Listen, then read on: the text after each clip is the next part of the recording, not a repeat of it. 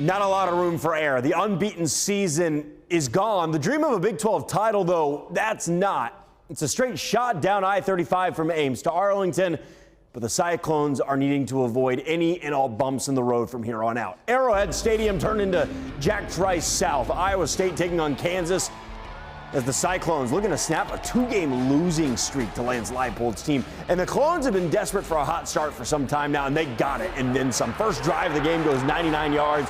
Capped off here, Rocco Becht to Jalen Knoll. It's 7-0 just like that. But in a response, Kansas goes down the field quickly. Jalen Daniels to Luke Grimm, 70 yards to the big box. We're tied at 7. And from there, the Jayhawks kept rolling. Next drive, the offense goes 90 yards in 4 minutes, and it's capped off by the speed option. Daniels to Devin Neal. Shifty. 14-7 Kansas leads.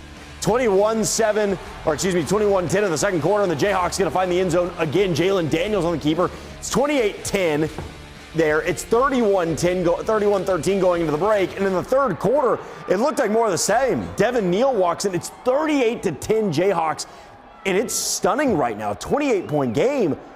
But slowly but surely, here come the Clones. Rocco Becht, the give to Carson Hansen. He's in. It's 38-20. Okay, that's something to build on, right? Next drive, Rocco, Jalen Jackson.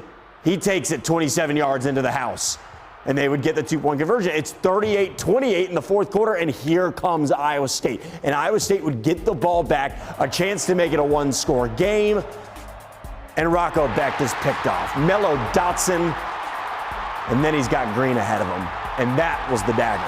A pick six would give Kansas a late 17-point lead. Cyclones would score late one more time. It wouldn't matter, though. Iowa State falls 45-36. Score probably not indicative of how the game felt. We said, as I said, Iowa State had to avoid bumps in the road. This was like a big pothole. Shannon Earhart out in Arrowhead, and Shannon, in one word, wow. Jeff, this was a disaster for Iowa State. I'm not going to sugarcoat it. They did not come into this game looking alive. They walked through the entire thing. Yes, credit to them is that they did stop Kansas on the opening drive, which is something that they wanted to do and they haven't done in the past 4 games. But hey, like defensive coordinator John Haycock says, the first drive doesn't matter if you can't stop them on all of the rest. And that veteran offense from Kansas State definitely took advantage of the Cyclones. Yes, the linebacker room is super depleted, and we kind of knew that could be a challenge coming into today, and we saw them just completely deflate, run out of gas. There was total confusion. As one of the best defenses in the nation, the Cyclones gave up 532 total yards, 5 touchdowns, and didn't force a single turnover. The 530 yards is actually the most Iowa State has allowed since 2016.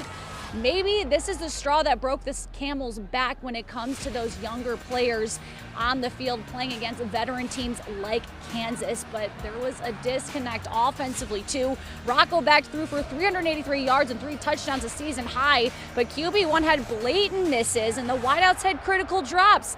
Matt Campbell said detail and precision have to be perfect against a team like this one. When we talked to him post-game, he said it wasn't. He took accountability, him and his coaching staff, and he said that, yeah, that was on us.